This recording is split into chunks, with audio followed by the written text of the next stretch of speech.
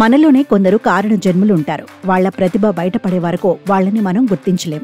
ఇదిగో ఇప్పుడు చూస్తున్న ఈ అమ్మాయి సామాన్యురాలు కానే కాదు.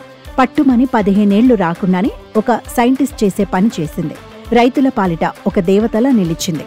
నిజంగా ఇలాంటివి చూసినప్పుడు ఆశ్చర్యం వేస్తోంది. ఆ మాటకొస్తే మన పిల్లలలో కూడా ఇదే శక్తి ఉంటుంది. కాకపోతే మనం పట్టించుకోం. దాన్ని మనం డెవలప్ చేస్తే ఇంత గొప్ప పిల్లలే అవుతారు అనిపిస్తుంది.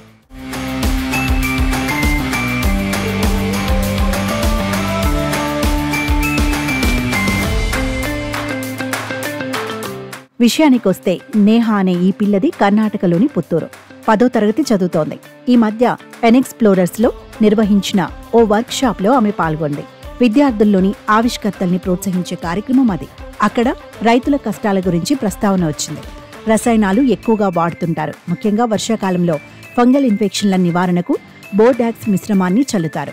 దీన్ని పిచికారీ చేసేటప్పుడు గుండె పట్టినట్టో, తల తిరుగుతున్నట్టో, ఇతరత్ర అనేక అనారోగ్య సమస్యలు ఇబ్బంది పెడతాయి. దీంతో రైతులు విలువలాడతారు. దీనికి ప్రత్యామ్నాయం లేక ప్రాణాంతకమైన ఆ పని చేస్తున్నారని ఆ అమ్మాయికి అర్థమైంది.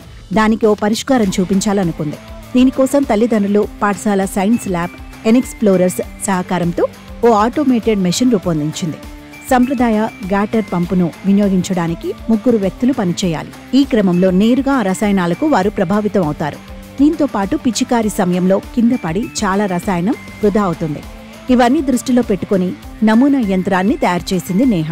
దీన్ని సైకిల్ లేదా మోటార్ సైకిల్ పైన అమర్చితే ఎక్కడికైనా సులభంగా తీసుకెళ్లొచ్చు కూడా. ఒకసారి ఛార్జింగ్ చేస్తే 5 గంటల పాటు పనిచేస్తుంది. ఈ స్ప్రేయర్ యంత్రంతోనే సిఎస్ఐఆర్ జాతీయ స్థాయి పోటీలో విజేతగా నిలిచింది నేహ. ప్రస్తుతం సోలార్ పవర్తో పనిచేసే మరో మిషన్ తయారు చేస్తోంది ఈమె. ఇలా తన చదువును అద్భుత ఆవిష్కరణలకు వినియోగించి మంచి పేరు సంపాదించింది.